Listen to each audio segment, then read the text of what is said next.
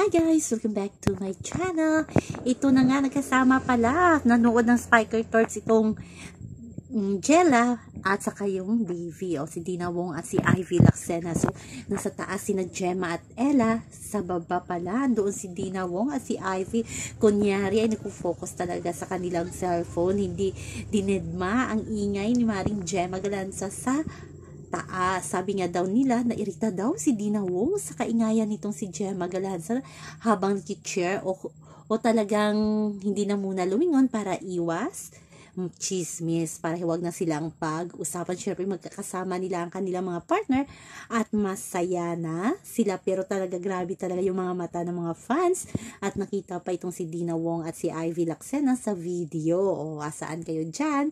Good vibes na lang lahat, diba? Team Jella, Team Davy. O so yan naman po guys ang ating update sa ngayon. Hanggang sa muli, ayaw nandoon siguro si Dina Wong kasi sumuporta din sa Team Revisco at syempre sa kanilang ate Eliza.